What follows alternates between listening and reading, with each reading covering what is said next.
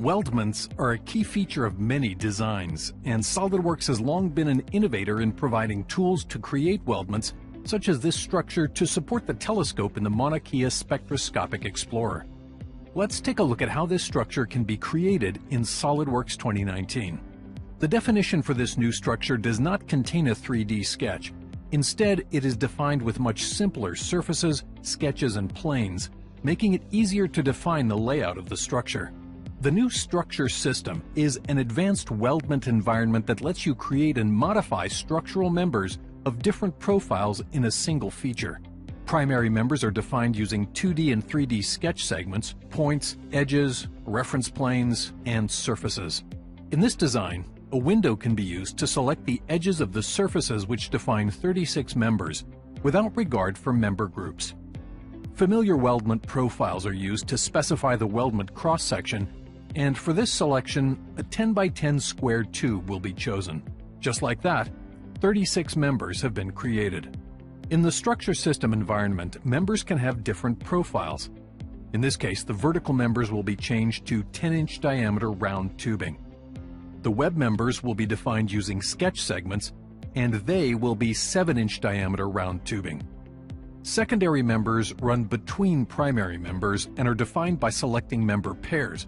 In this case, the location of the new members will be defined by 2 support planes, and the chain option will be used to select the member pairs.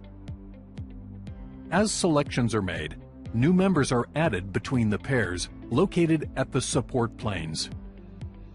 As easy as that, another 12 members are added. At this stage, the members are defined, but they're not trimmed. When you finish adding the structural members, the corner management tool is presented so you can fine-tune the corner treatments.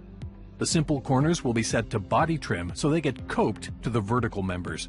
For the complex corners, there are more options. Initially, each member is mitered to each other. For this corner, we want the horizontal members mitered to each other and the vertical member trimmed secondarily.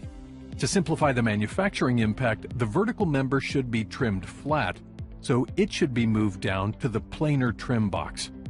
For the next corner, we can see that the vertical tube has been automatically defined as a trim tool, and the horizontal members get body trimmed to it. The top corner will be defined the same as the first, where the vertical member will be planar trimmed to the mitered horizontal members. The same trims can be applied to the remaining corners of the structure to complete the corner management process. Finally, the 7-inch diameter web members can be patterned to complete the design.